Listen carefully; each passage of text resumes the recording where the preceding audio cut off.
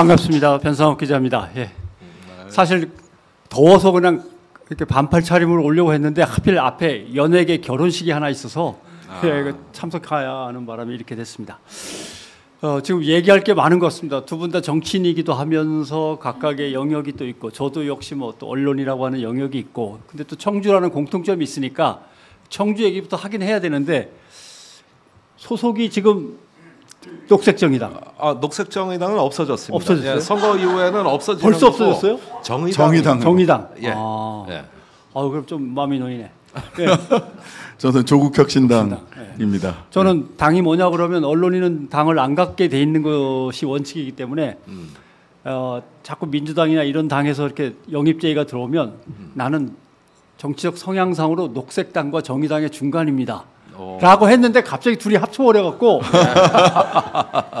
빼도 먹지 못하게 녹색정의당 소속이 돼버릴 뻔했는데 풀려났군요. 알겠습니다. 저는 정치적 성향으로는 아나키스트입니다. 명확하게. 예. 그래서 무정부주의라고 흔히 번역을 하는데 무억압주의 또는 비소속, 비소속 내지는 뭐 비연맹주의자 이렇게 돼갖고 저는 그렇습니다. 그래서 일단 조국혁신당에서 왜 안 부르냐고 어떤 사람도 그렇게 묻는데 아나키스트한테 정당에서 가입하라고 하는 건 또 말이 안 되고 그렇게 이해를 해주시면 되겠습니다. 자, 김 의원부터 정확하게 태어난 곳은 어디입니까? 저 백운면입니다. 백운. 예, 제천 옆이죠. 제천 백운. 어린 시절은 제천에서 살았습니다. 그럼 청주로 진입하신 건? 그건 초등학교 6학년 때니까. 6학년? 예. 어느 초등학교입니까? 주성초등학교 왔다가 이제 뭐 왔더니 말씨도 다르고 뭐 조금 텃세도 있고 해서 그래가지고 조금 뭐 약간 사회 부적응이 될 뻔했죠. 예. 그런데 또 제가 패기와 열정으로 또 제가 극복을 잘 해가지고. 그럼 중학교는? 중학교는 세광중학교인데 세광. 송진우가 제 3년간 같은 반이었어요. 저는 그 친구를 정말 존경합니다. 예. 그럼 지금 제천 사투리 조금 쓸 수는 있습니까? 너무 오래됐네. 뭘 그런 걸 시켜요. 예. 궁금해서.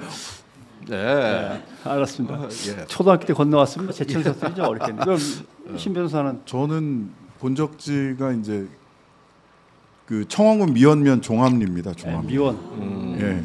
그쪽에 고령신가들이 많이 모여 살잖아요. 예. 가덕, 낭성, 종암 이쪽에. 예. 그렇죠. 거기고 근데 이제 어렸을 때 부모님이 이제 청주 시내로 나오셔갖고 장사를 하셔가지고 초등학교 때부터 초등학교 1학년부터 좀 뭐 중앙초등학교 청주 동중 1회 청보 63회. 동중이라는 게 나중에 있었어요? 네, 있었습니다.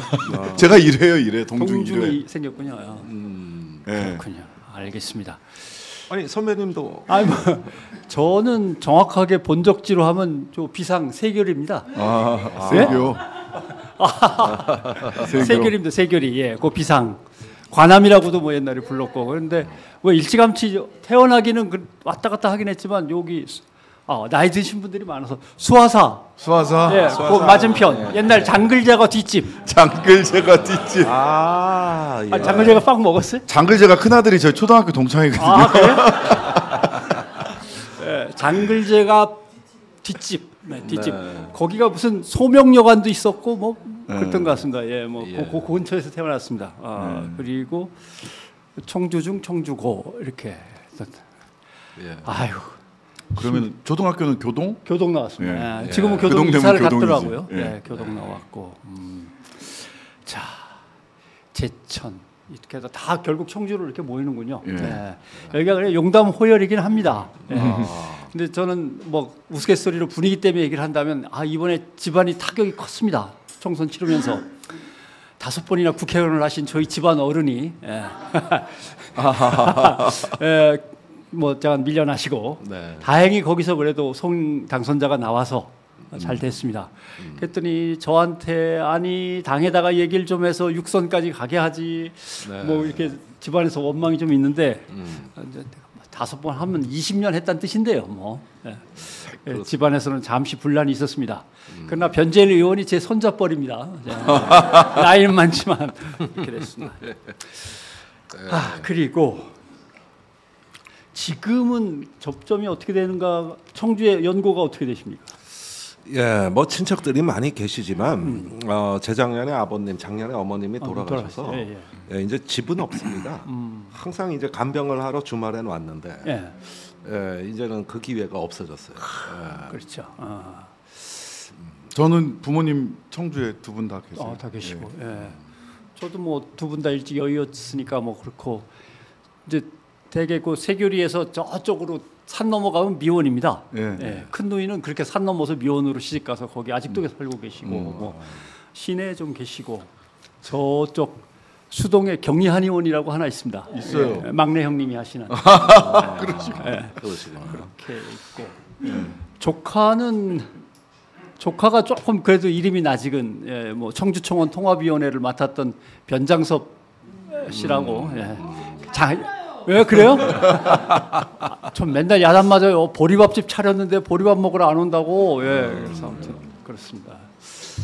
아유 이렇게 되니까 대충 어떤 인물들인지는 짐작은 가시는 거죠. 네. 그럼 청주를 떠난 거는 뭐 다 대학 때문에 떠나거나 맞습니다. 뭐 이렇게 떠난 대학 가면서.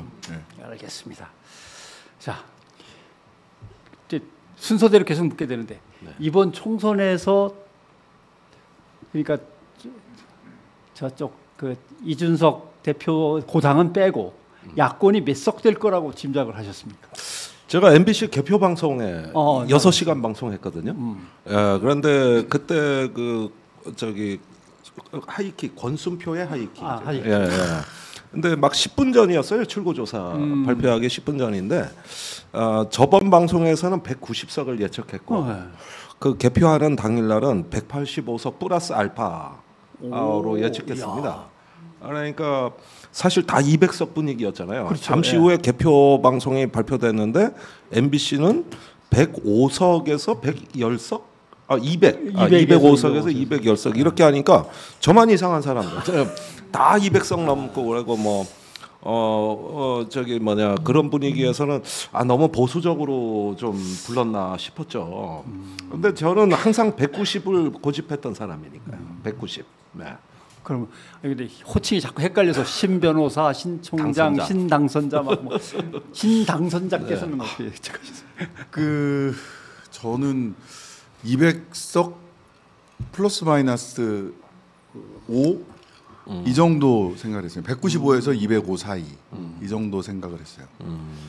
저도 190 생각을 했는데 네. 김어준 뉴스공장에서 개표 방송을 이제 진행을 김어준 씨가 또 제가 젊었을 때 방송에 데뷔시킨 거는 맞습니다만은 나이가 들어갖고 힘드니까 앞부분은 한 30분 끌어주시고 중간 쉬는 시간 30분 끌어달라고 그랬고 앞에 들어갔는데 이게 분위기가 190이라고 얘기하면 뭔가 찬물을 끼얹는 분위기가 돼서 그땐 그랬습니다. 네, 그래서 그땐 그랬어요. 195라고 얘기를 할까 하는데 다들 200 하니까 그냥 198 이렇게 했는데 사실은 190이라고 대충 보는 게 185, 190 그게 딱 맞는 건데 제일 그 하이라이트 이게 결국 총선에서 빛나는 한 장면이었다라고 꼽는다면 김 의원은 어떤 거 꼽으시겠어요? 이번 선거에서 이제 보면은 제가 국민의힘 패널하고 방송 나가 토론할 때 5%밖에 안 졌다. 그래도 108석 얻었다. 이런 얘기를 굉장히 요즘 많이 듣거든요. 아주 작정을 한 것 같아요. 잘하는데 45대 50이니까 득표율. 그렇습니다. 그런데 5% 정도 뭐 졌다는 걸 자기 만족으로 삼는데 5%가 아니라 이젠 3%만 져도 170, 80석이 가능한 세상이 왔습니다. 이거는 확연히 달라진 선거인데 무소속 당선자가 없는 최초의 선거고 비교섭 단체는 사실 이준석 대표 한 명입니다. 그나마도 뭐 큰 당에서 왔던 사람이고 저 진보당 뭐 한 명이 지었고 있다 그러지만 후보 단일화죠. 김종민 의원은 그거 주순 거지 그게 어떻게 선거입니까 그게. 그러니까 진짜로 자력으로 비교섭 단체는 한 명 당선된 거다. 그러니까 이 얘기를 왜 드리냐면 완충지대가 싹 사라졌다. 중간지대 완충지대가 완전히 사라지었고 이제 전국이 하나의 선거구처럼 돌아가기 시작해서 지역과 수도권의 어떤 여론 형성의 시차도 완전히 사라졌다. 그러니까 저는 이 현상들 보면은 전국이 평평해진 선거판, 굴곡이 없어지고 이 쭉 이렇게 여론이 그 동심원처럼 퍼져나가는 평평한 선거판이 됐기 때문에 다음 선거에서도 3 내지 5%만 이겨도 170석, 80석을 바라볼 수 있는 한 번도 가보지 않은 이제 선거판이 드디어 한국 사회에 왔다. 예, 그런 점에서는 뭐 저기 완충지대 없는 선거는 사실 비교섭 단체의 입장에서는 재앙입니다만은. 그러나 이 선거에서 유튜브를 통해 가지고 확산되는 여론의 속도의 그 경이적인 속도와 확산력 이런 걸 보니까 이건 정보화 시대를 넘어 이제 지능 사회의 선거다. 그리고 굉장히 양극화된 선거다. 그런 면에서는 저는 30년대째 이렇게 선거를 봐왔지만 이번 선거가 가장 인상적이고 충격적이고 또 더 나가서는 다음번에도 이런 류의 어떤 현상이 되풀이될 거라는 예감을 가졌어요. 예. 그런 면에서 우리가 갖고 있는 고정관념을 이제는 좀 과감하게 혁신해야 되나 이런 선거가 됐던 거죠. 예. 사실 이런 얘기하는 건 비교섭 단체 눈에는 보이는 세상이거든요. 그렇죠, 그렇죠. 예, 맞습니다. 예. 예. 자, 결정적 순간. 결정적 순간. 그냥 뭐 주로 대파를 많이 꼽으시던데. 그 조국혁신당 입장에서는 에서 바라봤기 때문에 그렇게 보일 수도 있겠는데 이번 선거에서 조국혁신당의 등장이야말로 이번 선거를 그 좌우했던 굉장히 결정적인 순간이었고 그 중에서도 특히 하나의 더 장면을 꼽으라고 한다면 이재고마 치아라마 했던 그 순간이 굉장히 큰 부산에서 그러니까 말하자면 정치인 조국을 확인했던 자리였고 그 결정적으로 정권 심판 선거의 분위기 전선으로 전체 전선을 확 끌어갔던 쇄빙선 예인선 역할이 국민들에게 너무 명징하게 들어왔던 장면인 것 같아요. 그래서 뭐 여러 가지 대파도 있고 또 사실 마지막 결정적인 순간은 그 52분인가요? 53분 대통령 담화했던 그 순간, 그 순간 제가 보기엔 대파하고 그 담화로 30석 이상은 날라갔다. 그러니까 국민의힘 입장에서도 그렇고 전체 선거에서도 그 이 행위자를 중심으로 놓고 봤을 때 조국 당대표가 이재고마 치아라마 외쳤던 그 순간, 그 다음에 그 담화 52분간 담화했던 그 순간, 이게 이번 선거에서 이렇게 이적으로 봤을 때 굉장히 중요했던 순간이었던 것 같습니다. 근데 치아라마 하고 너걸 쫄리제는 충청도 말로 하면 뭐라 그래야 됩니까? 쫑겨? 그냥 가 이렇게 되는 뭐라고 해야 돼요? 한번 해보시죠. 예? 그만혀. 그만혀. 뭐 이렇게. 뭐요, 쫑겨? 뭐요, 쫑겨? 그만혀. 이렇게 통일을 하면 뭐요, 쫑겨? 그만혀. 대파도 상당히 인상적이었는데 제가 지금 신당 선자 얘기의 뒤를 잇는다면 정권을 향해 보수 정권을 향해서 쫄았냐 나가라를 경상도 사투리로 들은 건 상당히 인상적이었습니다. 호남 사투리였다면 뭐 그렇게 가슴에 확 꽂히지 않았을 텐데, 야 경상도 사투리로 저 말을 듣다니 하는 게 있었고, 또 하나는 역시 그 호주 대사로 도망갔던 국방부 장관. 치사한 사람들이구나라고 하는 이미지가 분명해지니까 너무나도. 왜냐하면 대개 보수 우파면은 국가주의도 좀 충실하고 애국심이나 뭐 그다음에 안보 정신, 그렇죠. 그다음에 자기가 책임을 떠맡는 뭐 이런 거, 그런 것들을 많이 보여줘야 되는데 비겁하게 해서 호주 대사로 갔다가 또 왔다가 또 도망가려고 이러는 거.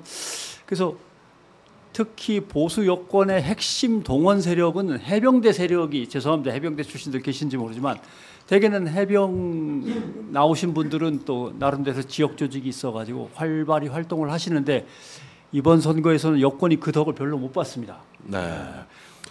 해병의 상징인 김은국 씨마저 치와라마 해갖고 무대에서 쫓겨나실 정도였으니까 그런 것들도 이번 선거에서 눈에 띄는 장면이었던 것 같습니다.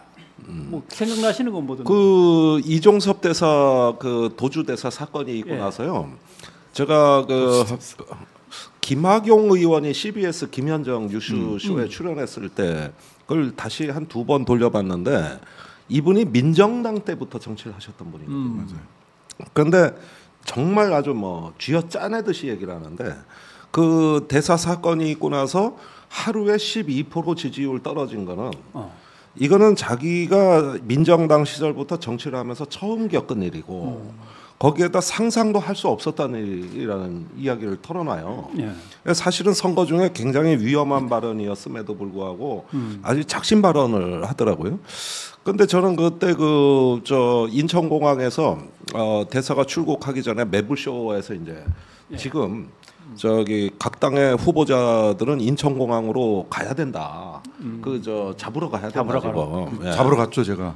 그러니까 3시에 2시에 방송하고 있었고 제가 3시에 잡으러 갔습니다. 저기 그때 민주당에서는 그 뭐 그런 것까지 잡으러 가냐. 근데 네. 박주민 의원이 제일 세게 주장을 했다는 거예요. 그래가지고 에이 뭐 믿지는 셈 치고 줄레줄레 갔는데 대박 여기서 완전히 이제 카메라빨 제대로 받아버려. 이렇게 되니까 다음 날부터 통제불능 사태가. 통제죠. 예. 통제 어려워요. 제가 3시에 갔고 민주당이 5시 반에 왔습니다. 그러니까 저는 도주하기 전부터 저는 어떻게 하다 보니까 호주 시드니 촛불 행동 사람들하고 친하게 지내서 늘 오락가락 서로 밥도 같이 먹고 왔다 갔다 하면서 계속 카톡으로 뭐 떠났나요? 여기로 온다고 지금 여기서는 벼르고 있는데 뭐는데 아 지금 가려고 하는 모양이구나. 뭐 그래서 제가 페북에 올린 것들이 사실은 언론으로 치면 다 특정 보도였습니다. 시드니에서 계속 보내니까. 네. 예, 그래가지고 계속 페북에다가 올리고 있었고 아무튼 야 국방장관의 사령관 출신들이 저렇게 치사하면은 그냥 걱정이 태산 같다라는 생각을 했는데 아닌 게 아니라 딱 걸렸습니다. 대파 같은 경우도 대파를 보는 순간 경제가 나쁘다가 아니라 아, 이 사람들로는 경제를 못 살리겠구나. 그게 관건이죠. 네, 못 살리겠구나라는 절망감이 확 커지더라고요. 네. 지금 대파 한 뿌리에는 얼마입니까? 모르시죠? 한 뿌리는 계산을 한참 하셔야 되죠. 한 뿌리까지 나오는 바람에 타격이 컸던 것 같습니다. 육거리 시장에 선거 기간 중에 갔더니 4,000원 한 달에 4,000원. 4,000원이었습니다. 육거리 시장에서. 그걸 합리적이라고 얘기한 게 사실은 핵심이었던 거예요. 850원일 수 있는데 여기는 얼마나 할인을 해서 850원에 파나요? 이게 다른 데서도 이런가요? 이렇게 물어봤어야 되는 거잖아요. 근데 합리적이다라는 얘기가 의지도 능력도 없다라고 하는 생각을 하게 돼요. 진지하지 않다라는 느낌을 많이 받았어요. 국민들이. 그때 조금만 말만 바꿔갖고 바로 해명했으면 끝날 수도 있는 문제입니다. 맞아요. 대통령이 얘기한 건 대파라고 하는 수준은 한 단에 한 1,000원짜리 한 장 내면 살 수 있는 정도로 내려오는 게 합리적이지 이런 뜻이었습니다. 이렇게 얘기하면 되는데 네. 뭐 이상하게 막 얘기를 하다 보니까 딱 걸려 들어갔던 것 같습니다. 총선에 대해서 궁금하신 거 있으신가요? 총선에 대해서 없으시죠? 뽑힌 청주 지역 국회의원들에 대해서 불만 있으신가요? 그건 다다음 주에 네, 다다음 주에 하니까. 그건 다다음 주에 와서 많이 풀어놓으시면 될 것 같고 대충 보니까 청주 지역도 그렇고 좀 청주 외곽 지역도 그렇고 불만은 좀 있는데 청주 지역은 이번에 다 초선. 여권의 승리입니까? 야권의 승리입니까? 어떻게 봐야 됩니까? 승리라고 하는 게 더 많이 가져갔다 이런 뜻이 아니라 그동안의 어떤 흐름 속에서 좀 뒤집힌 것 같다든가 뭐 이런 게 있겠죠. 자, 이 대표가 제가 볼 때는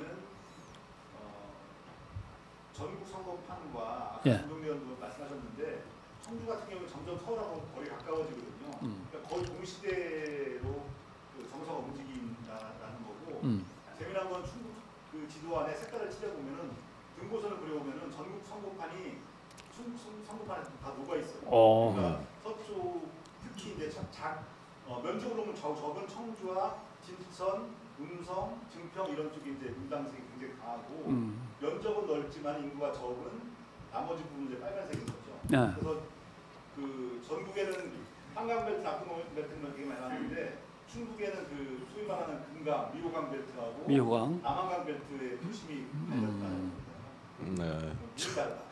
아무튼 자부심을 가져야 될 것 같습니다. 예, 대한민국의 단전입니다.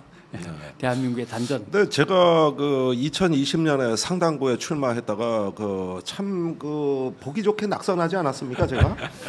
그때 우리 지역구에 계신 분들 오늘 많이 오셨는데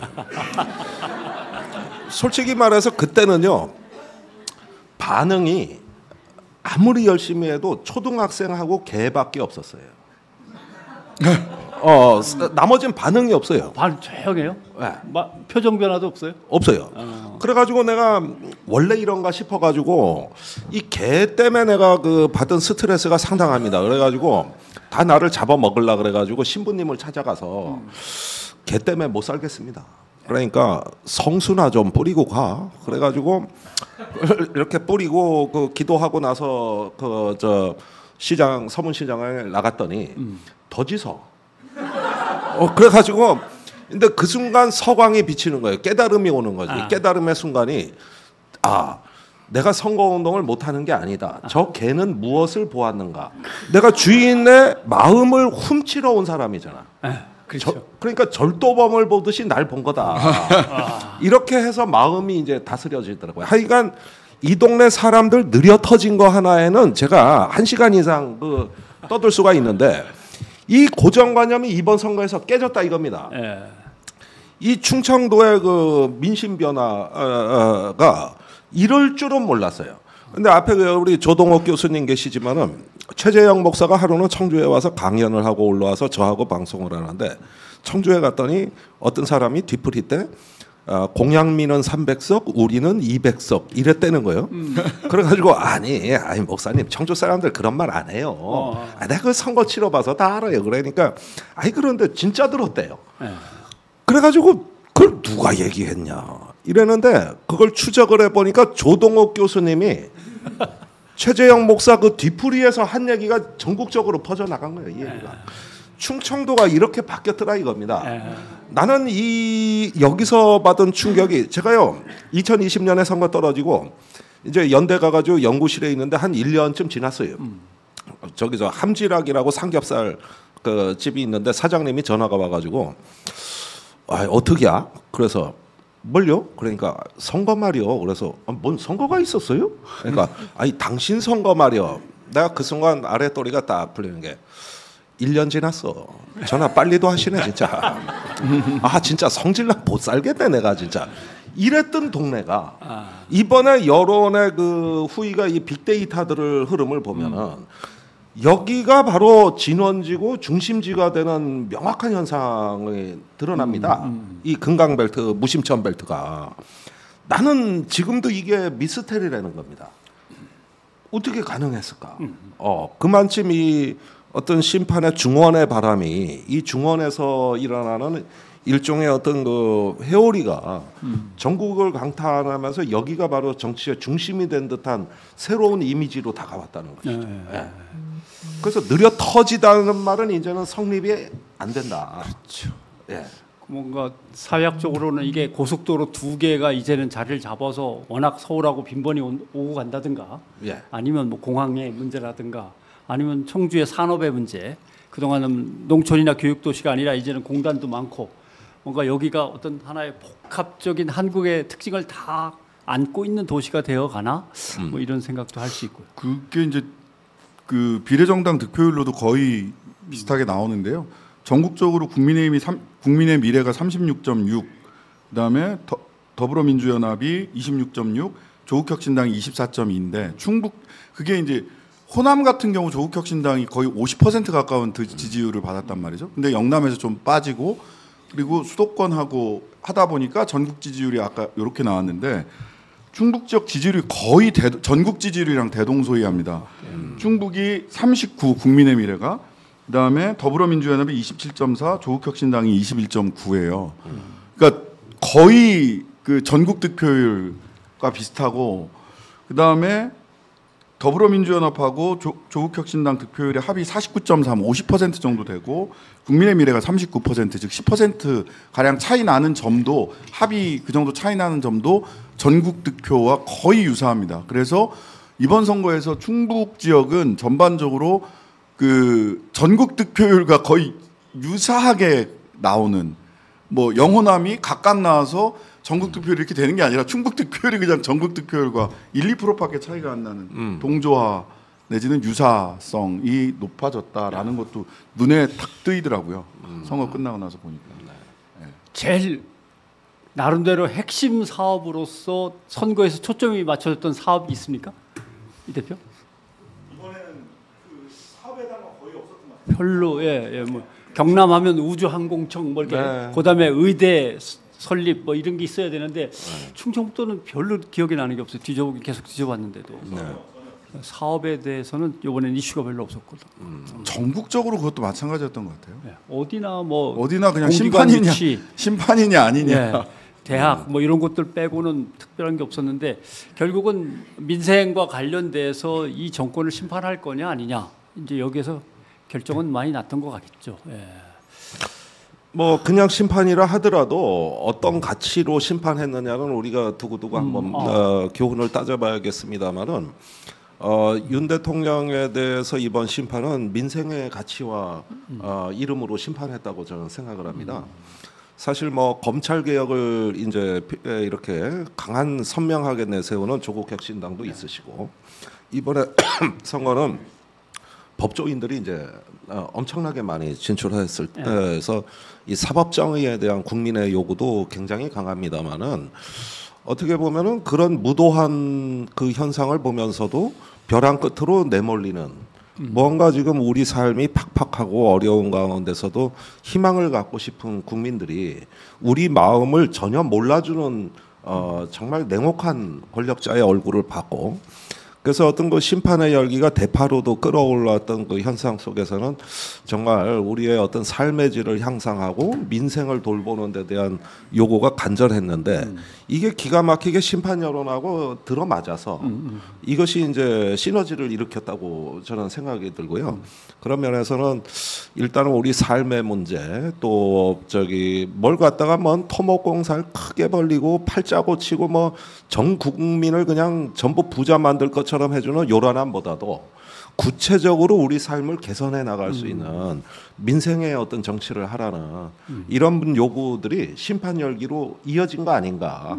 예, 그런 면에서는 좀 앞으로도 특히 정치권이 명심해야 될 부분이라고 저는 생각합니다.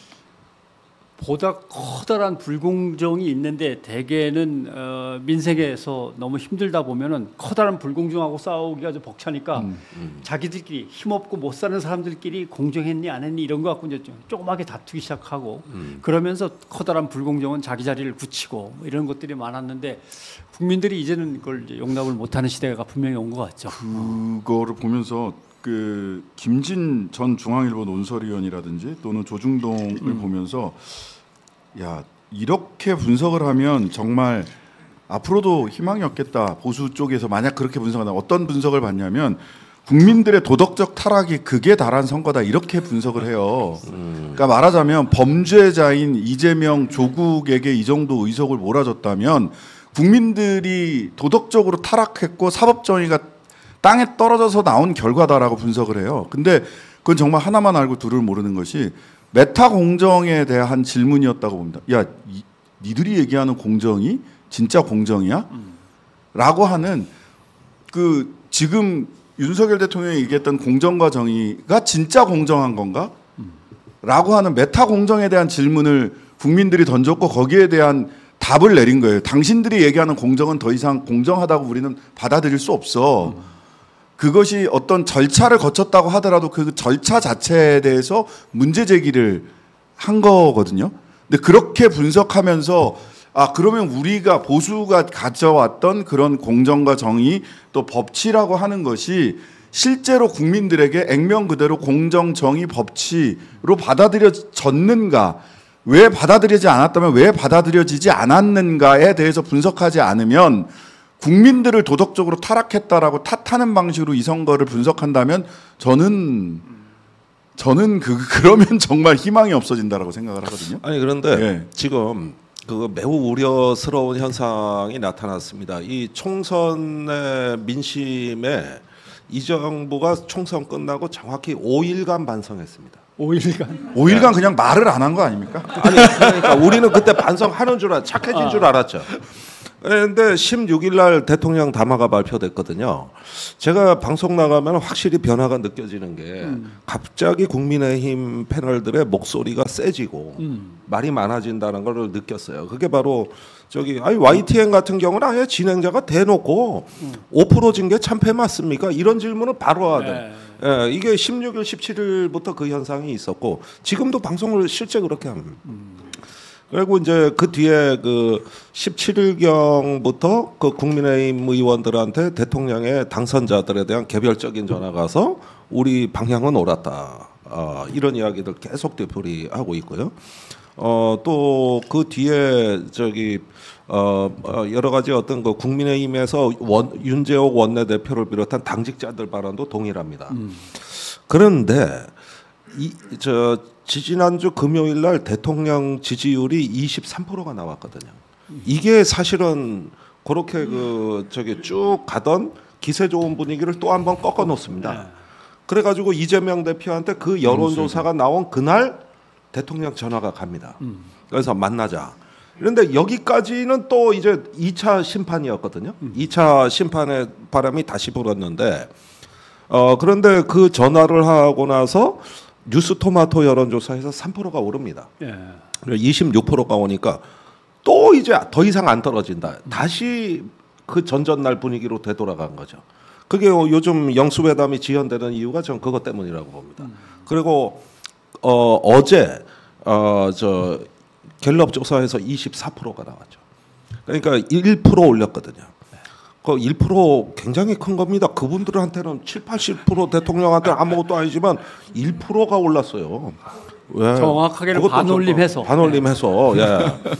그래서 그렇게 되니까 더 이상 내려가지는 않는다. 그러니까 그 23% 발표될 때는 10%대까지 내려갈 수 있다는 언론 보도가 막 본물 터지듯 나오니까 실제 두려움에 빠진 건 사실인데 그 일주일 후에는 안심하는 분위기로 또 바뀌는 거죠.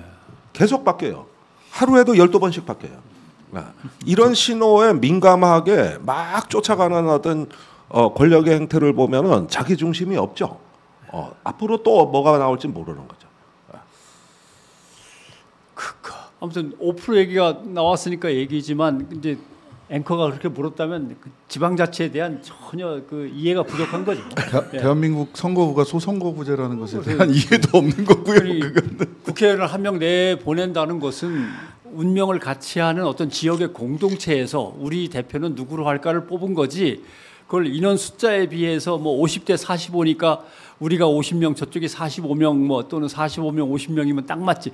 그렇게 따지면 유엔 총회에서 중국은 한 20표 정도 가져가야 되고, 인도네시아도 한 10표는 가져가야 되고, 인도도 한 15표 가져가야 되고, 그런 거나 마찬가지입니다. 그러나 지역에서 같은 생활권에서 같은 어떤 정책하에 운명이 결정되는 사람들끼리 자기 대표를 뽑아서 올려보내는 거죠. 미국 같으면 뭐 하긴 한 주에서 한 표만 이겨도 전체가 다 그쪽 거니까. 근데 저는 그게 5%만 졌다 이 얘기가 그냥 말싸움에서 또는 액면에서 이렇게 얘기를 할 때 그냥 그 말을 하기 위한 논리에 불과하다, 말장난에 불과하다라고 느끼는 건 뭐냐면 진지하게 우리는 5%만 졌는데 의석을 100석 남짓밖에 못 받았어라고 그것을 진지하게 정치 구조의 문제라고 생각을 한다면 전면적 비례대표제로 제도가 바뀌어야 됩니다라는 말이 따라와야 되는 거예요. 그러니까 그 말 자체도 진지한 성찰 속에서 나온 얘기가 아니라 그냥 민주당 패널이나 야권 성향 패널 앞에서 내가 한마디라도 이겨먹어야지 라고 하는 발상 이상도 이하도 아니라는 겁니다. 저는 5%만 졌는데 왜 이렇게 100석밖에 안 되지? 좀 심각하게 물어야 된다고 생각하거든요.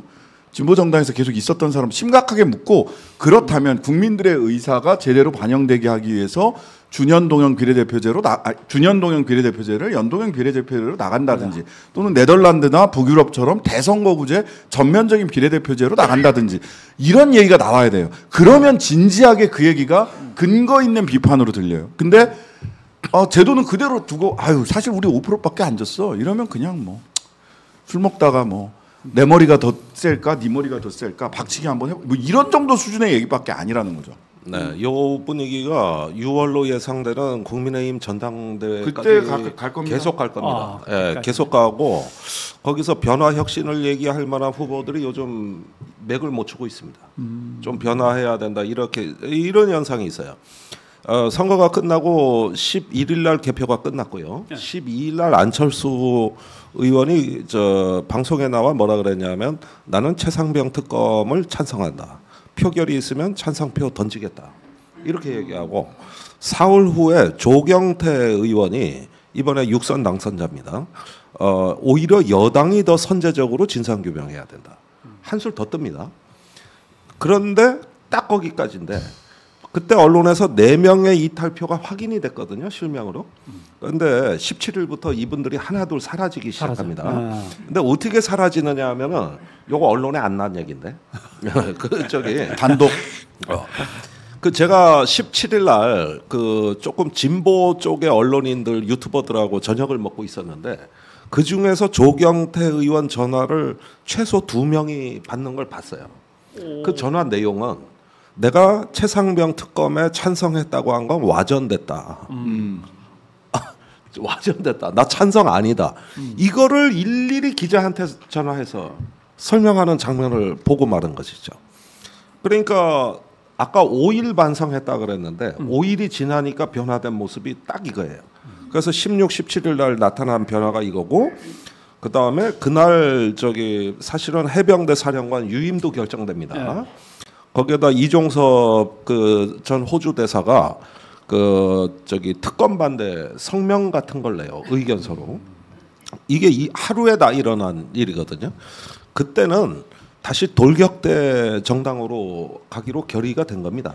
그러니까 대통령 방탄, 돌격대 이걸로 결의가 끝난 거고 오늘날 보면은 국민의힘의 가장 큰 불행은 대통령과 그 배우자의 안위와 그 안전을 위해서 그 저기 여당을 하나의 어떤 부속 수단 내지는 방탄 정당으로 전락시켰다는데 그 비극이 있는 거고 그게 극명하게 최근에 드러나기 시작했다. 단지 한 번 출렁이었던 건 지지율 때문입니다. 그러나 그 본질은 변하지 않았어요. 이게 지금도 계속되고 있는 것이죠. 근데 조금 더 이제 나가서 예상을 해보면 저는 국민의힘이 그렇게 방탄 정당으로만 그 계속 역할을 할 것이냐 전혀 그렇지 않을 거라고 생각을 합니다. 왜냐하면 이제 총선은 지났고 두 가지가 있었잖아요. 하나는 그 공천이라고 하는 게 있었고 용산과 코드를 맞출 수밖에 없었던 두 가지 이유가 하나는 공천이고 하나는 캐비넷인데 캐비넷은 살아있지만 공천은 끝났다는 거죠.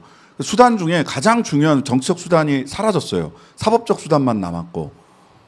근데 국민의힘에 있는 정치인들, 보수 쪽에 있는 정치인들이 닥친 선거는 지방선거고 지방선거에서 대통령이 공천권을 행사할 거라고 믿는 사람은 아무도 없을 거고 당권 경쟁 과정에서 이제 8월 달인가요? 그쪽이 아마 당권 선거가 있을 텐데 당권 경쟁 과정에서 그냥 제 예측컨대는 수도권 국민의힘과 대구 경북 국민의힘으로 사실상 두 개의 당으로 갈라질 가능성이 있다.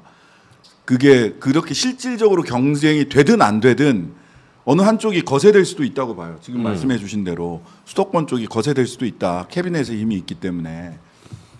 하지만 사실상 심리적 분당 상태까지 갈 개연성이 있고 그다음에 제가 최근에 보는 것은 그 KBS, MBC, JTBC, SBS가 전부 다 YTN까지 최해병 사건과 관련해서 단독 경쟁이 시작이 됐습니다. JTBC. 네, JTBC는 뭐 그냥 그 뉴스를 하루를 털어서 그냥 다 해버리기도 하는데 이건 어딘가 물론 지금 재판 자료를 확보를 한 것 같아요. 수사 기록을. 근데 어디선가 리크가 시작됐다는 거거든요. 그게 얼마나 이거를 틀어막는다고 해서 대통령실이 그것을 완벽하게 전처럼 지난 2년처럼 틀어막을 수 있을까? 글쎄요. 거기서 이제 두 가지 궁금증을 갖고 있는데 국민의힘의 지금 제일 큰 어떤 핵심 추동력은 누가 갖고 있냐 그러면 안 떠올라요. 안 떠올르면 결국 대통령이라는 뜻이 될 수도 그렇죠. 있어서. 네. 생각나는 사람 있으세요? 근데 이번에 이제 영남 지역당이 돼 버렸잖아요. 당선자의 60%가 영남이고 당원의 과반수가 이제 TK입니다. 호남보다 10배 많은 당원을 갖고 있습니다. TK가. 그리고 이번에 선거 과정에서도 보면은 왜 저렇게 전략이 편중되느냐 하면은 그 선거 상황실장, 부실장 3명 전원이 TK였습니다. 그러니까 저기 이 수도권이나 조금 중도층에 맞는 어떤 변화무쌍한 전략 수립이 불가능했었고 이래가지고 어떻게 보면 그 주류 TK 주류가 치른 선거예요. 그러다 보니까 사실은 수도권을 내주는 이런 결과까지도 나왔다고 보는데 지금 안철수, 나경원 등 그 조금 그래도 중견 정치인이자 아무래도 위기 관리가 가능한 이런 사람들이 당권 도전 의지가 매우 박약합니다. 우선 나경원 의원 같은 경우도 내가 문재인 정부 때 원내대표 하면서 혼자 싸우다가 그 개고생했는데 그래가지고 저 이준석 대표 앞에서 서러워가지고 눈물까지 흘렸던 분 아닙니까? 그렇죠. 나 그렇게 고생할 때 당에서 뭐 했어? 뭐 이런 억하심정에다가 있는데 초기에 집권하자마자 그 당대표 하려고 그럴 때 그 모멸감 이랬는데 요즘 뭐 이철규 의원하고 손을 잡아가지고 뭐 당권에 도전한다 이러니까 거의 그 어떤 저 뭐랄까 그 약간 히스테릭한 분노를 표출하더라고요. 도저히 못 받아들이는 거거든요. 도저히 받아들일 수가 없는 거예요. 그래서 저는 거기에 수도권의 대체 리더십이라고 할 만한 지금 이 공백이 굉장히 커 보인다. 엄청 크죠. 예, 그 공백이 굉장히 커 보이는 거거든요. 예.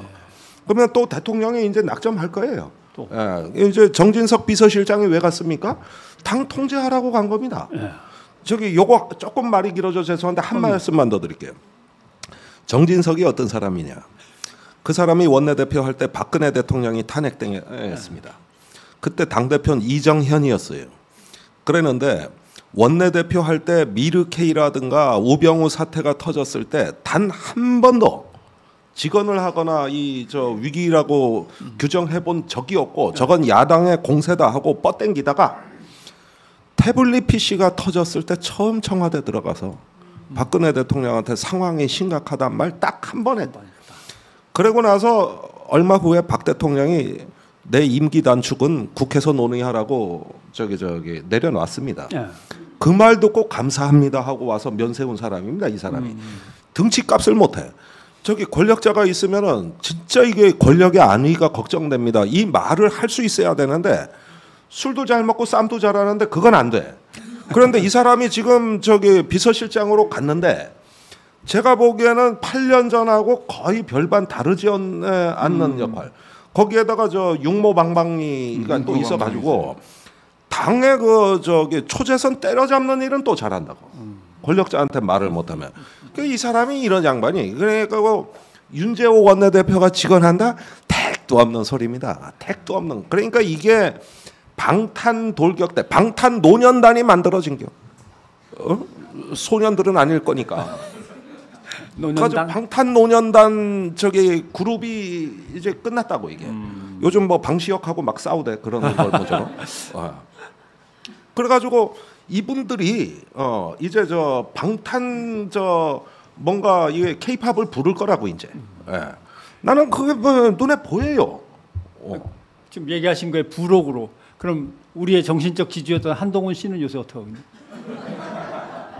뭐 완벽한 몸매에 뭐 멋진 가발과 예.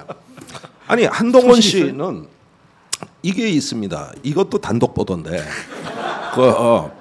지난주에 홍준표 대구시장이 윤석열 대통령을 만났어요. 4시간 만났습니다. 4시간. 여기까지는 언론에서 아시는 거예요. 그 다음 얘기가 있어요. 홍준표 시장이 만나고 와서 혼자 알기에는 좀이 쑤셔.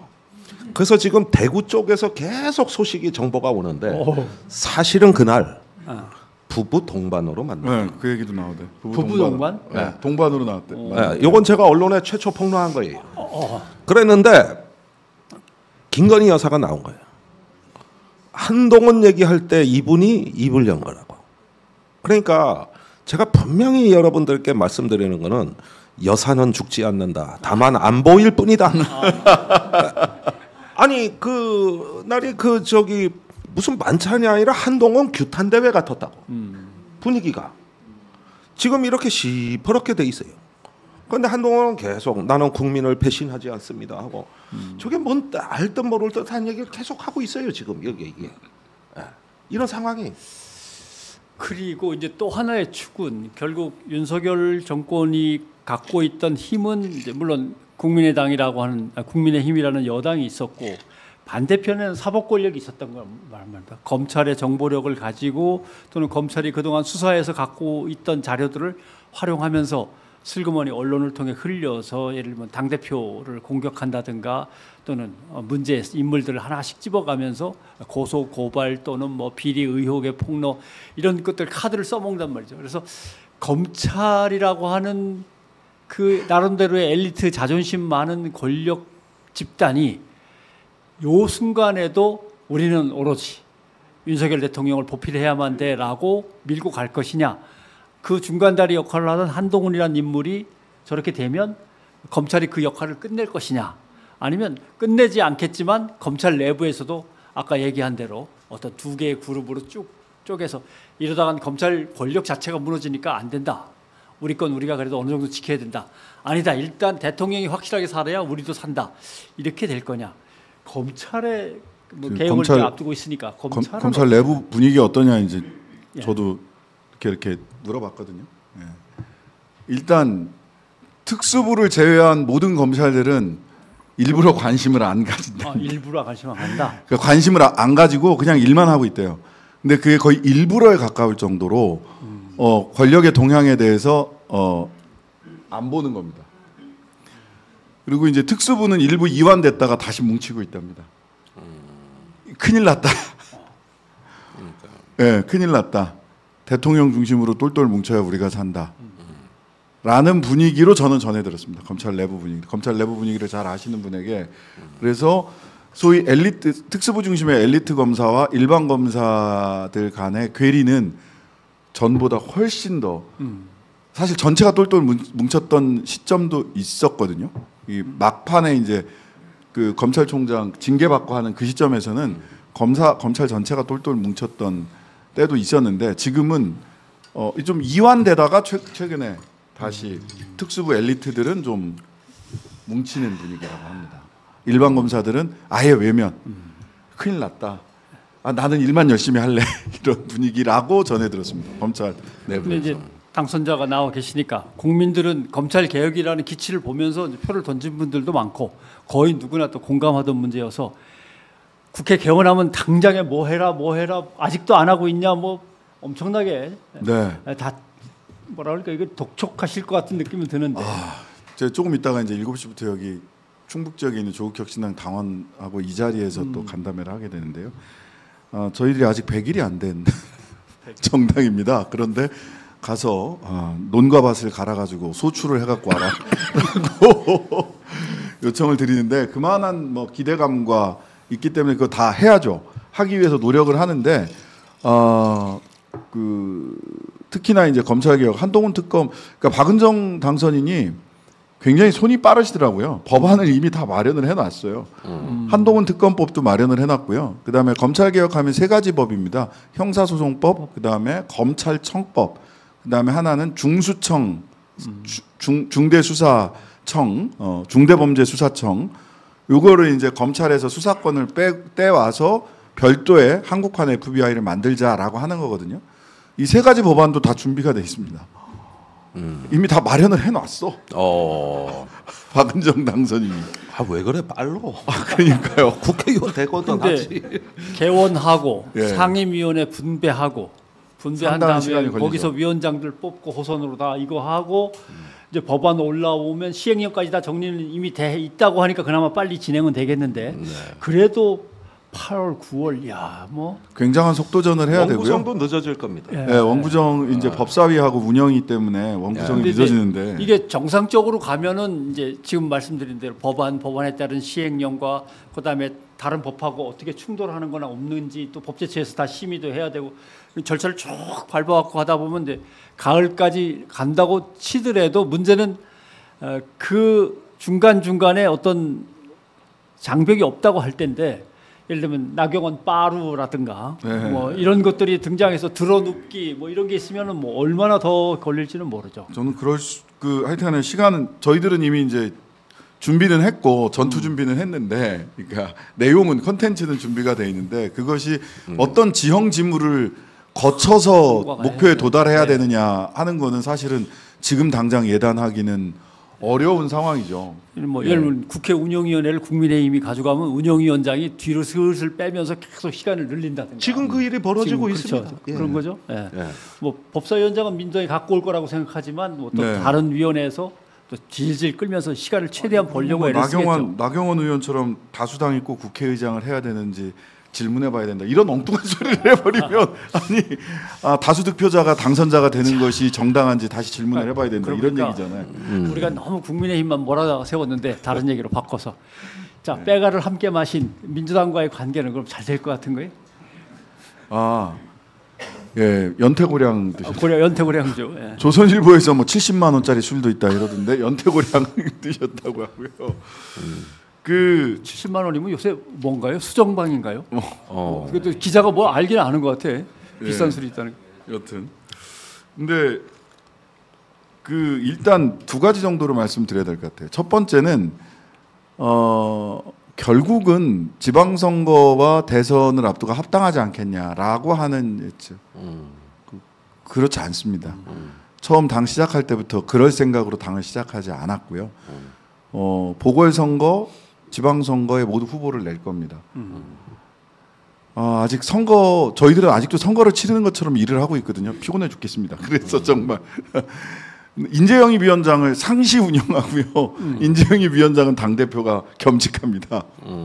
겸직. 네, 왜냐하면 저희들이 그냥 거칠게 이야기를 하면 기존 정당에 뭐 호남에서 어떤 정당에서 경쟁이 안 될 것 같으니까 제3정당을 찾고 영남에서 어떤 정당과 정당 내부에서 경쟁이 안 될 것 같으니까 세 번째 정당을 찾는 방식의 이 중앙당에서는 그 지역 조직 만드는데 그게 제일 편한 방식이거든요. 그런데 그렇게 절대 하지 않겠다라는 게 저희들 그 생각이고요. 그게 첫 번째고 두 번째는 그 자리에서 저는 잘 정리를 했다. 사실은 지지자들 간에 두 사람의 신뢰보다는 지지자들 간에 또는 좀 갈라치기 하려고 하는 사람들 간에 약간의 이제 그 껄끄러운 일들이 조금씩 벌어지고 있어서 그 부분을 두 분이 만나서 해결했다고 봐요. 선도적인 역할을 해라. 수권 정당으로서의 역할을 하시죠. 이렇게 정리를 했고 최초에 저희들이 하객진의 망치선과 본진의 관계를 그 검찰 개혁과 민생 개혁과 관련된 국회 내부에서 당연히 그 역할을 나눠서 할 수밖에 없다. 참고로 하객진은 제가 만든 지민비조도 제가 만든 거고요. 그런 건 선거 때 좀 방송 나와서 좀 얘기를 하지. 그 조국 대표 다 그렇게 하고. 자, 그 이재명과 조국의 만남을 저는 이렇게 봅니다. 사막에서 만난 어린 왕자와 여우다. 이 아름다운 행성에서 만난 두 사람이 근데 문제는 뭐냐 하면은 어린 왕자와 여우는 결국은 헤어져요. 그러니까 같이 가지 않아요. 이게 합당이 안 되는 이유예요. 그러면은 저 윤석열과 그 한동훈은 어떤가? 오이디푸스다. 그러니까 무슨 얘기냐면 반드시 만나고 못 떠나 한 지붕에서. 근데 그게 바로 비극의 원인이에요. 그러니까 오이디푸스 왕은 아들한테 살해당합니다. 그렇죠. 이 그리스 신화에 나오지 않습니까? 그러니까 굳이 말하면은 그 짝은 비극적 만남이고 여긴 희극적 헤어짐이다. 이 차이다. 괜찮아. 내가 말해도 멋있어. 이게 저기 뭐냐 그리워하되 헤어져야 되는 왜 그 이은하 노래 아리송해 있잖아요. 사랑하기 때문에 헤어진다는 그 말이 아리송해. 이 관계라고. 근데 여기는 오이디푸스 관계는 결심이 필요한 영역인데 이거는 이제 정신분석 그 의사들의 처방은 대개 두 가지입니다. 그 부자 관계를 끊고 호적까지 파버리고 나가라. 가출해버려라. 아니면 완전히 아바타가 되라. 그러지 않으면 그 컴플렉스는 안 끝난다. 이게 바로 그리스 신화에 나오는 신탁입니다. 이 운명을 벗어날 수가 없는 거예요. 그런데 지금 그 사이에서 왔다 갔다 하는 겁니다. 저쪽은. 그래서 비극성을 키운다. 이 비극성을 조금 더 이렇게 배가한다. 이런 이미지가 돼버린 것이죠. 그래서 오이디푸스냐 어린 왕자냐 뭐 이런 차이로 이제 우리가 이런 것들을 좀 이미지화하는 것이 가능하다고 보여지고, 다만 그 조국 혁신당이 이제 12석이란 말이에요. 네. 그러면은 그 예인선이나 뭐 쇄빙선 뭐 얘기를 하고 뭐 망치선 얘기를 하는데 적은 의석은 아닙니다만은 이걸 봐야 됩니다. 단순히 특검 연대를 넘어서 어느 순간 이 정권에 대한 심판의 종결의 순간이 오고 있다.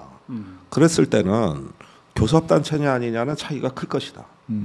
사실은 그 옛날에 정의당과 민생당이 노회찬 원내대표로 맡으시면서 20석을 만들었습니다. 평화 정의 뭐. 예. 그래가지고 그때 국회 운영에 참여하는 데는 완전히 그 새로운 구도가 만들어졌거든요. 그렇죠.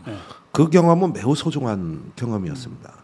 이후에 깨졌지만 그러나 그 조국 혁신당에 지금 결합할 수 있는 세력들이 투명하지 않기 때문에 최근 조국 대표가 6개 당 연석회의를 하자든가 여러 가지 제안을 쏟아내는 게 제가 보기에는 그 중간에 실험적 단계를 의미하는 거 아닌가 하는 느낌을 갖고 있어요. 그냥 교섭단체로 갈 만한 어떤 지금 상황이 아니니까 뭔가 중간적인 이 특검 정국을 돌파하는 플랫폼이 필요하다고 본 것 같고, 그런 것들이 얘기가 좀 나오지 않느냐. 그래서 아마 원구성 협상을 할 무렵에 이제 등원을 하시면 우리 신장식 변호사가 그래도 조국 혁신당에서는 정치 경험이 비교적 많은 예, 전문가에 속하시기 때문에 이런 면에서 기획통이 되지 않을까, 전략통이 되지 않을까, 저는 그렇게 내심 기대합니다. 제일 조국 혁신당을 보면서 제일 불안했던 점이 있었는데, 불안한 점을 그나마 가시게 한 게 그래도 당 사무총장을 해본 사람이 다시 새로운 조국 혁신당에서 사무총장 할 때 국회의원이 누구였습니까? 김종대. 김종대. 아무튼 그래서 유 경험자가 당을 어떻게 조직하고 꾸려나갈 건가 살림살이를 총괄해본 경험자가 있어서 다행이다라고 하고, 김종대 의원이 얘기한 거는 뭐 중기적인 얘기고 장기적인 얘기를 조금만 하면 무엇을 깨부수겠습니다라고 하는 것을 기치로 내건 정당이면 오래 가기에는 써먹기가 좀 난감한 구호예요. 네. 무엇을 깨겠습니다. 이거는 민주주의 정치 속에서 한 정당이 강령으로 삼기에는 조금 전략적인 구호는 되지만 강령으로 삼기에는 좀 나쁘고, 그래서 빨리 정강과 강령과 그다음에 뭐 정책 무엇이든 간에 당의 기반도 빨리 잡아야 되고, 그러면 기후위기는 뭐라고 의견을 낼 거야. 원전 관련해서 조국혁신당의 나름대로의 당 아는 뭐지, 이거 모든 분야, 또 국가안보 문제도 있을 거고 미중관계 또 이런 것도 있을 거고 복잡한데, 적어도 그게 한 3-4명이면은 괜찮은데 10명을 넘어서면 어느 정도 모양을 갖춰야죠. 정책 정당의 품격이 나와요. 국민들한테 설명하고 우리 당은 이런 겁니다라고. 그다음에 제일 이번 선거에서 애매했던 부분이 있는데, 이제 그게 페미니즘이라든가 노동자 문제라든가 민생에 해당이 되면서도 조금 약간 교차해서 다시 볼 수밖에 없는 그런 문제들도 조심조심 잘 다루어서 모양을 갖춰야 되는 작업, 이게 필요하다. 근데 두 작업을 같이 해야 된단 말이죠. 민생, 맞습니다. 그다음에 검찰 개혁에다가 당을 갖추는 문제까지 해서 길지만 또 험한 길이 남아 있어서 응원의 박수를 한번 보내드리고. 아이고야. 그래서 신 당선자는 그렇게 응원.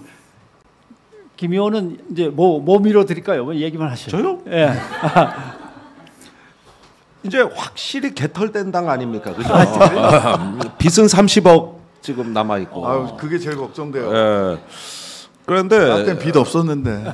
이게 선거 때 우리가 이제 의제가 많이 사라져서 우리한테는 재앙 같은 선거였어요. 아까 말씀드린 양당 구조가 거의 완성을 극단을 달리다 보니까. 그런데 만약에 여러분들이 민주주의의 가치가 다양성에 있다고 믿으신다면 이번 선거는 철저히 파괴된 선거입니다.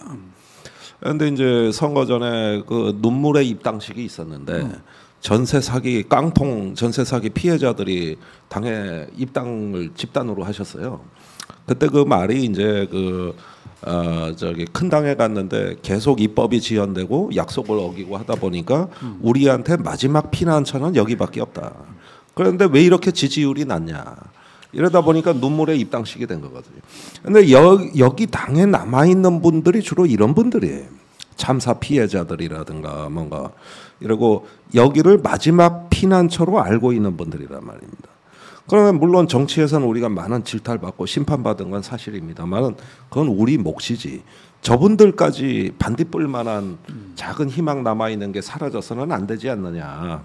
이런 부분이 이제 우리가 앞으로 처해 있는 문제들이라고 할 수가 있는 것이죠. 그래서 저는 조국혁신당이 좀 분발을 하셔서 유감스럽게도 이제 그 노동 후보라든가 조금 더 어떤 그 참사 피해자들이라든가 이런 데서는 조금 조국혁신당이 아직까지는 보여준 게 없거든요. 네. 그래서 이제 그런 부분에서 정의당이 실종됐을 때 그 역할을 조금 맡아주십사 하고 부탁을 드리는 게 우리는 상관없고 빚이 30억이고 우린 망해도 되는데 이제 갈 데 없는 약자들은 어떻게 할 거냐. 이 이야기에 좀 귀를 기울여 주시라. 그리고 그렇게 끝까지 동행해 주신 시민들은 여전히 남아있다. 그리고 지금도 불행한 일은 계속 발생하고 있는 거거든요.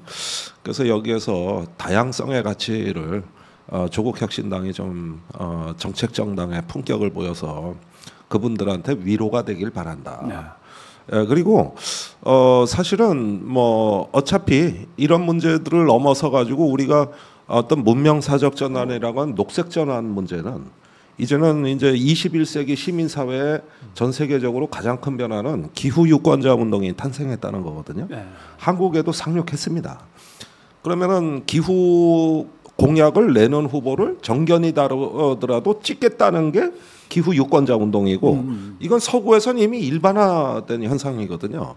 그래서 녹색의 전환, 그다음에 불평등 해소라든가 그 약자들에게 마지막 피난처 역할을 해주는 문제들은 여전히 진보의 의제로 살아있는 문제고 더 커질 거다. 네.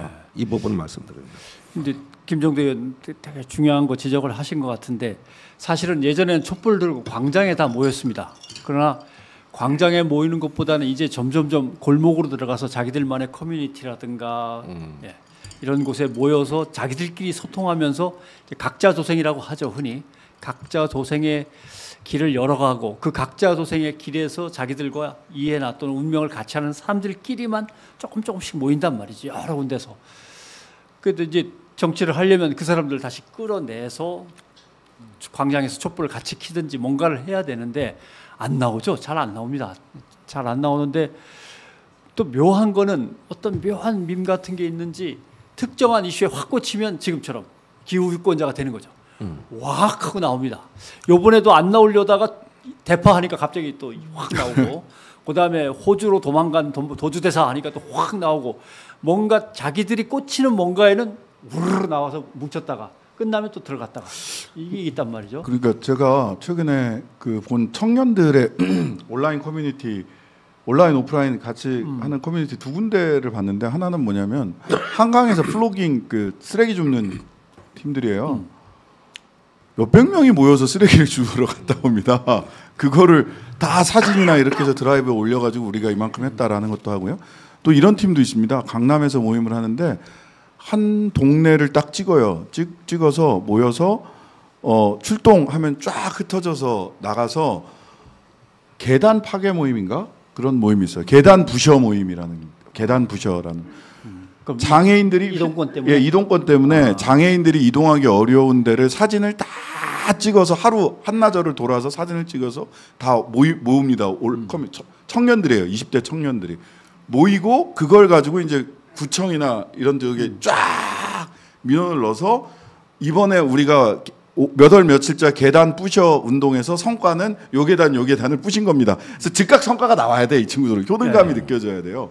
그다음에 또 재밌는 모임 하나 봐요. 좋은 어른 되기 모임이 있어요. 20대 청년들인데 자기가 생각하는 좋은 어른이란 어떤 어른인가를 막 써서 해서 그러면은 우리가 그럼 이런 어른의 그날 모여서 좋은 어른 어떤 분이 좋은 어른이다. 그러면은 그런 어른을 한번 모시고 다음엔 얘기를 들어보자. 이런 모임을 하는 친구들도 있어요. 그러니까 아주 초보적인 형태지만 이 친구들의 모임은 자기 관심이 있어 관심사에 따라서 온라인 오프라인을 겸해서 왔다 갔다 하면서 모이고 즉각적으로 어떤 효능감이 느껴지는 실천을 해요.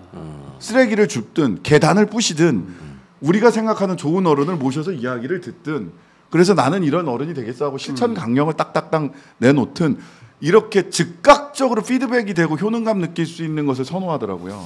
그래서 그렇죠. 그러니까 아까 다양성 얘기 꺼냈는데 그렇게 정당은 더 다채롭고 다양한 것들을 이슈를 개발하거나 아니면은 감지하고 스캔해서 거기서 당이 다 소화를 해야 되는데 그런 것들이 이제 인원수가 별로 없으니까 이제 그런 것들이 걱정이 되긴 하죠. 아니 그래서 저는 어찌 보면 이것이 우리가 이제 소위 뭐 70년, 60년대, 70년대, 80년대생들이 겪어왔던 시민사회가 지금 청년들이 만들어가는 시민사회가 다른 질과 다른 다양성을 갖추게 되는 것으로 보이고 이걸 어떻게 촉진하고 활성화시켜서 시민사회의 다양성과 두께를 더 풍부히 해야 정당도 사실은 민심의 바다에 뜬 배 같은 거라서 민심의 바다 시민사회가 간장종지만 하면 거기에는 간장종지만 한 배밖에 못 띄우잖아요.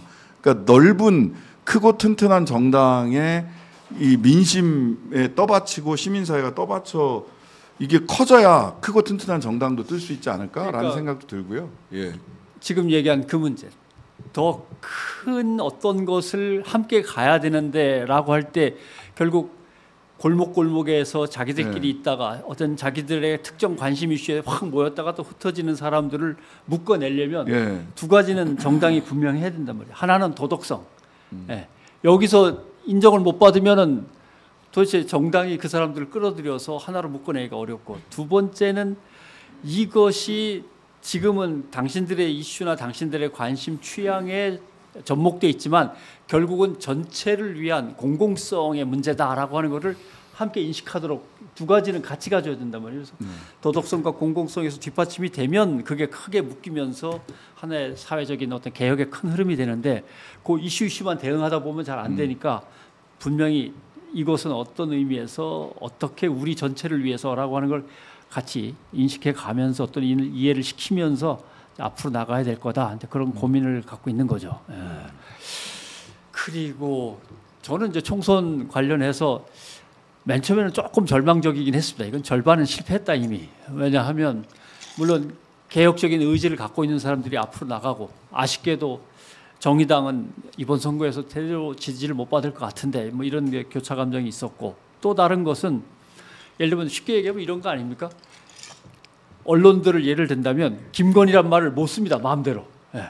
여사는이라고 꼭 써야 되고 부인이라고 했다고 방심위에 끌려가서 뭐 저거 또 혼나야 되는 거고. 그다음에 이제 탄핵이란 말을 못 써요. 대통령이 눈 시퍼렇게 뜨고 있고 뭐 여당 대표는 대통령의 신복인데 탄핵이란 말을 못 꺼내고 있었는데 선거 때가 되니까 안 꺼낼 수가 없는 거죠. 그렇죠. 야당들도 이미 막 핏발을 세워가지고 막 외치기 시작했고 거기에 국민들을 호응하고 하니까 탄핵이든 김건희든 디올이든 뭐 대파든 간에 언론이 이제 막 꺼내기 시작하는 거 아닙니까?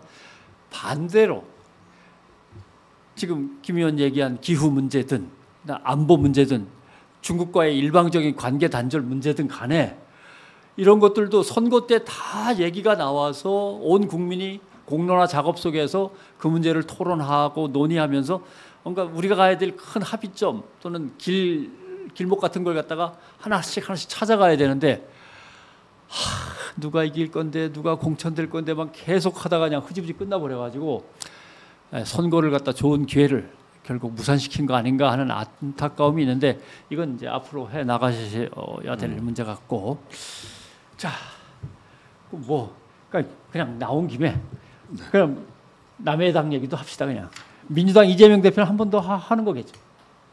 그건 좀 지켜봐야 될 것 같은데요. 김 의원은 어떻게 생각해요? 할 겁니다. 할 겁니까? 네. 저는 조금 더 지켜봐야 될 그래? 부분이 있다고 봅니다. 그러면 어느 세력이 누구를 밀 수 있는 그런 길이 있나요? 루트가? 지금 이재명 대표는 대통령 말고 목표가 없잖아요. 그렇죠. 거기에 도움이 될 거냐 안 될 거냐 연임을 통해서 보다 더 강고히 할 게 있나 당내 이 정도면 그러니까 그럼에도 불구하고 더 필요하다고 하면 아마 연임을 하겠죠. 근데 그게 아니라 다른 고민이 그러니까 있다면 대통령 선거에서 역순으로 짚어 내려오면 대통령 선거에 올인하려면 한 1년 반 2년 정도는 잡아야 된다고 치고 그 전에는 당 대표를 하더라도 그 이후엔 당 대표를 하면 안 되죠. 그러니까 할 거냐 아니면 지금 딱 결정을 내릴 거냐. 저는 여지가 있다고 봅니다. 아직 1년. 판단의 여지가 있다고 생각을 하고요. 너무 고정적으로 하면 이런 거고 안 하면 이런 거다 이렇게 생각할 필요는 없을 것 같고요. 저는 오히려 민주당이 이 부분을 고민해 봐야 될 거라는 생각이 들어요. 그러니까 소위 그 정치적 다양성을 넓혀가는 데 있어서 이제 연합 정치를 어떻게 할 거냐, 준연동형 비례대표제를 유지를 할 거냐 말 거냐, 그러니까 아니면은 병립형으로 갈 거냐 해서 핵심적으로 화두는 연합 정치에 적합한 제도가 어떤 것이냐라고 하는 거였잖아요. 근데 어쨌든 이재명 대표가 준연동형 비례대표제를 선택을 했습니다. 그 병립형으로 가지 않고. 근데 그렇다면 그 교섭단체 문제도 그렇고 연합 정치 지방선거에서 그렇다면 조국혁신당은 지방선거에서 후보 낼 거다 이렇게 말씀을 드리고 저희들은 그 의지를 가지고 그게 현실에서 굴곡이 있어서 조금 변동이 있다거나 이럴 수는 있지만 목표 지점을 분명히 하고 가고 있는 거란 말이죠. 그렇다면 대선까지 이르는 길 또 그 대선 이후에도 연합 정치를 위해서 어떤 선택을 할 거냐, 민주당과 이재명 대표가 교섭단체 문제도 그 관점에서 봐야 된다. 그냥 1대1로 싸우는 게 더 심플해요. 그 민주당 내에 있는 의견 분포는 그렇게 알고 있거든요. 그냥 국민의힘과 민주당이 1대1로 하는 게 그 아타가 분명하고 그다음에 전선이 명징하기 때문에 국민들이 선택하고 판단하는 것도 명징하다. 그게 낫다라고 이야기하는 쪽과 원내 2대1로 교섭단체 비율을 그 숫자를 갖춰야 연합 정치를 통해서 더 야권 전체가 파이를 키울 수 있다라고 하는 논리가 민주당 안에 둘 다 있는 것으로 알고 있고 그에 따라서 시간을 두고라도 그 부분이 날 텐데 지방선거를 앞둔 건 또 이 부분이 있을 수 있습니다. 저는 이 제도 자체도 준연동형 비례대표제라고 하는 굉장히 한계가 많고 국민들도 조금 맞듣지 않게 생각할 수밖에 없는 이 제도를 어떻게 바꿀 거냐. 현실적으로 지금 당장 얘기하는 게 맞죠. 그렇지만 현실적으로 원칙적으로는 지금 당장 얘기하는 게 맞지만 현실적으로는 아마도 지방선거 후에나 얘기가 될 개연성이 크죠. 저희들이 생각하는 것과 달리. 그렇다면 그때까지는 그러면은 제도 정치개혁과 관련된 제도에 대해서 아무 말도 안 하고 있으면 되냐. 저는 연합정치 그리고 다음 대선을 놓고 봤을 때 지방선거 끝나고 1년 뒤에 대선이잖아요. 결선 투표제 얘기를 해야 된다라는 생각을 합니다. 예. 결선 투표제 얘기를 해야 연합 정치를 통해서 지방선거를 거쳐서 대선까지 어떻게 크게 파이를 현 야권의 파이를 키워서 갈 수 있느냐에 대한 제도적 대안. 그러면은 단일화를 위해서 이런 저런 아주 복잡하고 정치적이고 물밑에서 오고 가는 이런 얘기들이 깔끔하게 사라지고 야권 전체가 각자의 선명함과 다양함을 가지고 이야기하고 그리고 하나의 파이를 다 키워나갈 수 있는 이런 제도적 대안이 있고 그런 부분들은 알겠습니다. 얘기돼야 되는 거 아닌가 하는 생각을 하고 있습니다. 국내 정치 얘기만 하다 보니까 김 의원 만나면 좀 그렇죠. 궁금한 걸 물어보려는데 사실 반도체 한 40% 가까이는 중국에 수출하는데 반도체 공장은 또 다 미국에서 가져가겠다고 하고 이 나라 외교가 도대체 어찌로 가고 있는지 이게 국가 안보가 튼튼해지는 건지 오히려 흔들리는 건지 이 얘기는 참 오늘 듣고 싶었어요. 네, 중국에 수출하는 게 40%지만 홍콩 거래를 하면 60%로 늘어나기 때문에 중화권에 60% 수출하는 겁니다. 그러니까 절대적인 것이죠. 청주만 해도 산업단지의 수출의 대중 의존도가 50%가 넘습니다. 절대적이죠. 그런데 지금 그 외교는요. 이거 한 가지 부분을 좀 짚어보시면 어떨까 하는데 작년 4월에 워싱턴 선언이라 그래가지고 윤 대통령이 바이든 대통령하고 한 그 선언이 있지 않습니까? 그 선언이 어디로 갔나 모르겠어요. 그러네. 아니 그때 엄청나게. 그때 뭐라 그랬냐 하면은 저기 전략자산 한반도 전개를 가시화하고 정례화한다 그랬거든요. 제가 그 합의를 보고 올해 3월에 한미 연합훈련이 있는데 2월에 정부가 뭐라 그랬냐면 역대급 전략자산 전개와 실병 기동 훈련이 있을 것이다. 그러니까 우리는 드디어 올 게 왔다. 이 정도 규모면은 북한이 가만히 있지 않을 거다. 이거 북풍 선거로 간다. 제가 방송에서 엄청나게 얘기를 많이 얘기거든요. 그리고 드디어 1월에 북한이 서해 백령도 연평도 일대 우리군하고 교대로 포를 수백 발씩 쐈어요. 수백 발씩. 그리고 신원식 국방장관이 총선 앞두고 북한이 도발한다고 아예 기우제를 지냈습니다. 그러니까 아이고 이거 머리 아프다 했거든요. 근데 막상 3월이 됐는데 전략 자산이 한 개도 안 왔어. 뉴스가 전혀 없어. 옛날 같으면 부산항에 로널드 레이건 항공모함 왔다. 뭐 오늘 괌에서 전략 폭격기가 왔다. 분명히 이 기사가 나올 텐데 없었어요. 결국은 이 정부가 긴장을 고조시키면서까지 안보를 국내 정치에 이용해 먹는 거를 미국이 막았다고 저는 봅니다.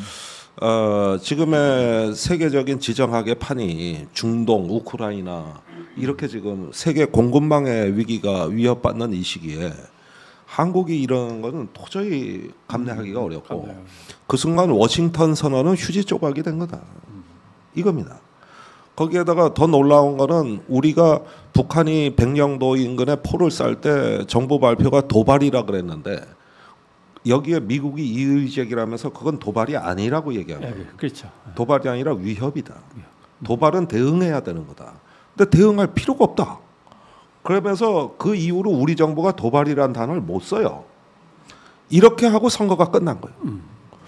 그래서 이번 선거에서 그 북풍이 없었다는 걸 조갑제 TV에서 연일 지금 왜 북한 핵미사일이 선거 중에 한 마디도 없었냐.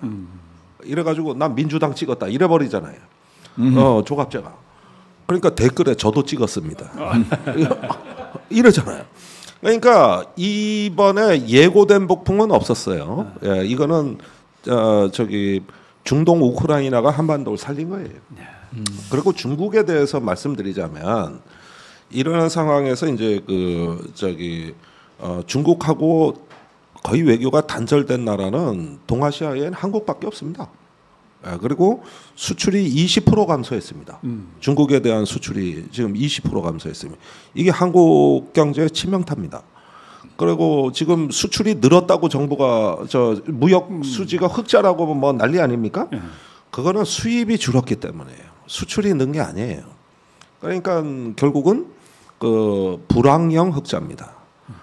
이런 부분들이 이제 계속 지속이 되면서 지금 한중일 정상회의가 아직도 날짜를 못 잡고 있습니다. 5월이라고는 하는데 그러니까 5월 언제? 그거 한번 여는 것 좀 보자 그랬는데 날짜가 아직도 안 나오면 내일 모레면 5월입니다. 이런 거예요. 이런. 그래서 이게 참 한반도가 지난 수없이 우리 민족이 이런 지정학의 틈바구니에서 그 많은 고초와 시련을 겪어온 이 한반도가 어떻게 보면은 가장 지정학적으로 지금 조금 우리한테 부담이 이렇게 커지는 방향으로 이렇게 지금 가고 대륙하고 단절이 되고 있다는 거는 엄중하게 생각해야 돼요. 그리고 올해 대통령 외국 한 번도 안 갔어요. 올해 독일 순방 나흘 전에 취소했어요. 그러니까 여사님이 불편하면 안 가요. 지금 제가 보기엔 여사 외교였어요. 작년엔 너무 나가 문제인데 이번엔 아예 안 나가서 문제. G7도 못 나가요. 미일 정상회담에도 못 가요. 도대체가 어떻게 이렇게 극단적으로 다릅니까? 작년하고 올해가. 언제는 순방은 민생이라 그러더니 하나도 없어요. 올해는 민생을 한 번도 안 돌보셨네. 없어요. 아예 없어요. 그리고 부산 엑스포 참사에서 그다음에 독일 순방 취소로 이어지는 이 일련의 과정에서 이젠 외교 포기 대통령이 됐습니다. 지금 상황이. 우리나라가 지정학적으로 이 끼인 나라가 외교는 국가 생존의 문제인데 요즘 없습니다. 없어요. 알겠습니다. 아무튼 한 번 더 해야겠다. 그죠? 네. 나중에 또 온다고 생각하고 마무리를 갖다 지어야 될 시간인 것 같습니다. 질문도 받아야 되나요? 혹시? 제가 한 2분 정도. 예.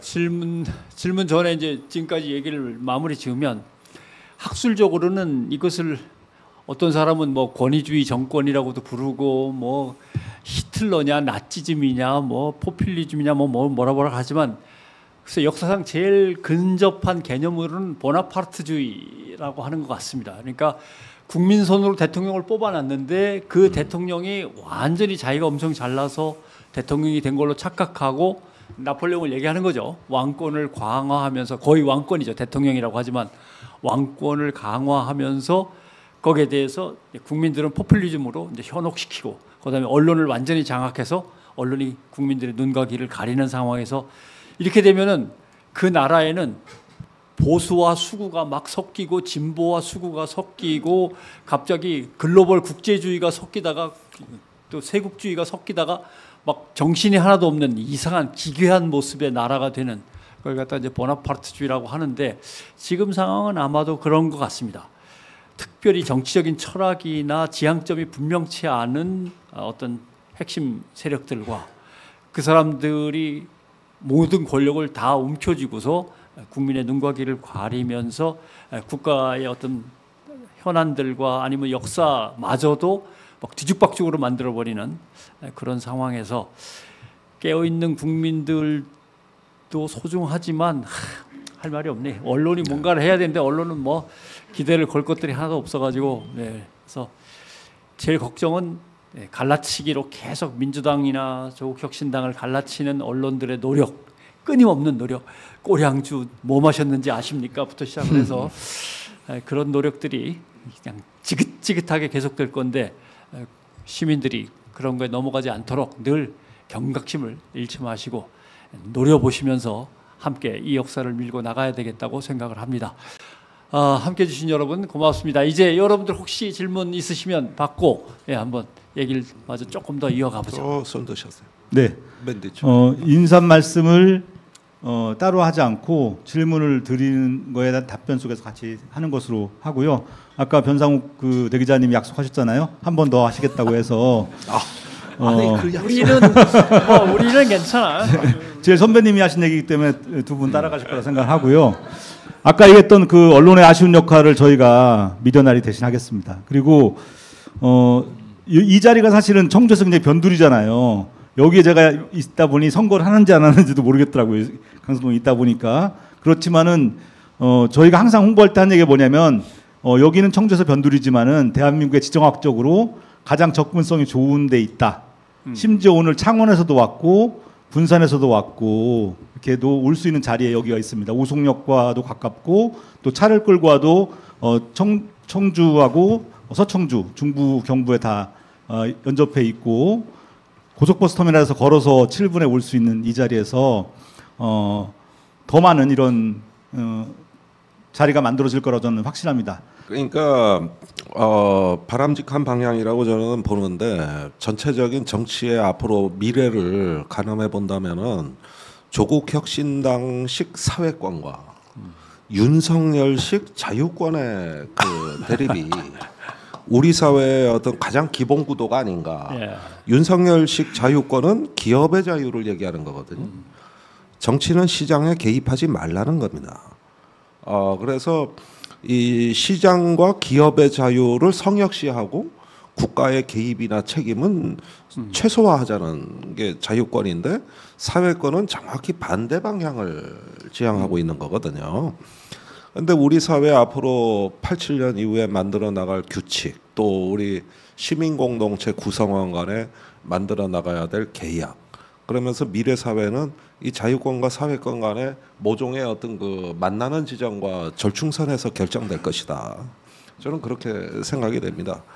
그런 면에서 일단은 조금 더 선명하고 강하게 그걸 주장을 해주셨으면 하는데 저는요 윤석열 심판은 윤석열식 가치에 대한 심판으로 나가야 된다고 봅니다.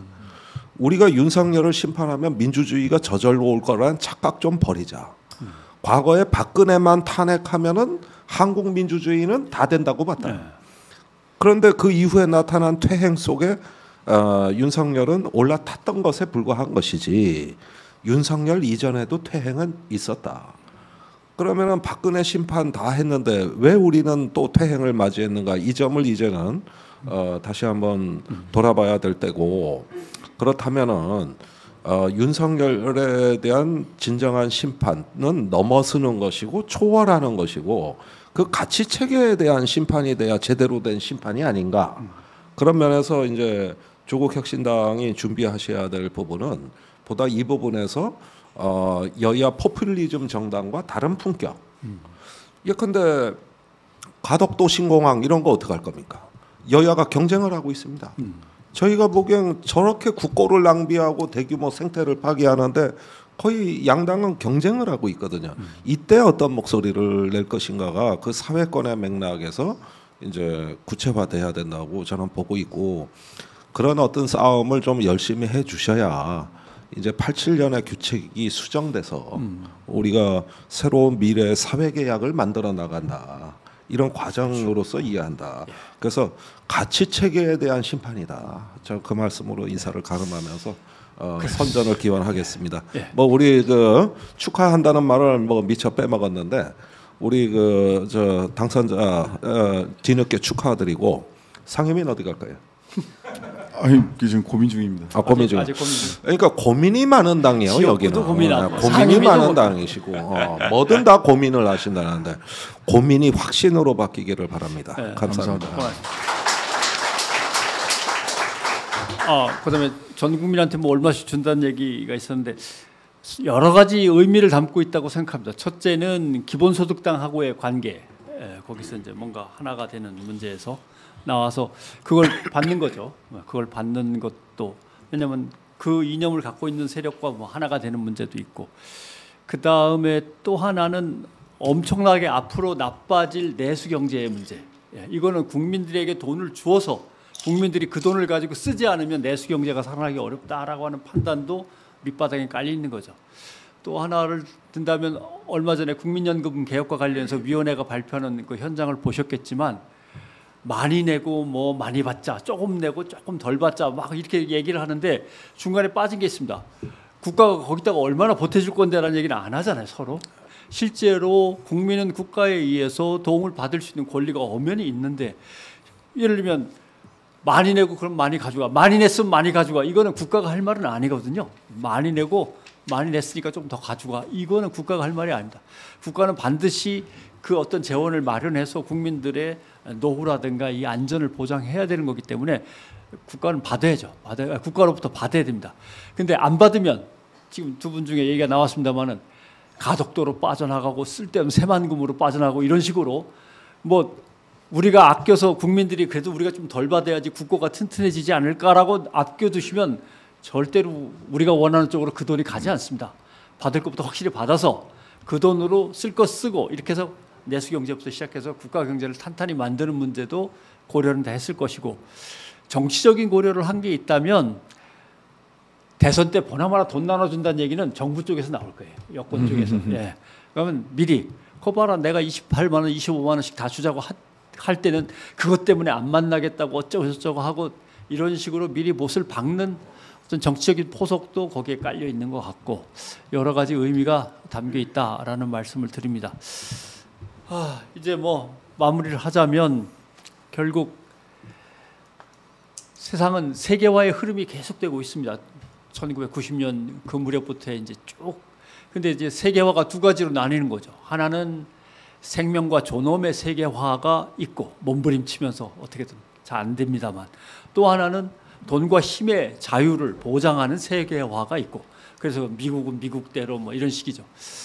그래서 어느 세계화의 흐름을 나의 신념, 나의 가치로 삼을 거냐, 그리고 어떻게 거기에 실천적으로 나도 함께 보조를 맞출 거냐 하는 문제가 우리 모두에게 개인의 결단으로 남아있다라는 말씀도 드리고, 또 하나 민주주의는 도달점이 아닙니다. 매일매일의 과정입니다. 오늘 민주적으로 못했으면 민주주의가 무너진 거고, 오늘 했으면 민주주의가 살아난 거고, 그래서 다 왔다 뭐 이런 게 아니고 하루하루 민주주의를 계속 만들어 가야만 한다라고 하는 문제 함께 고민해 주시면서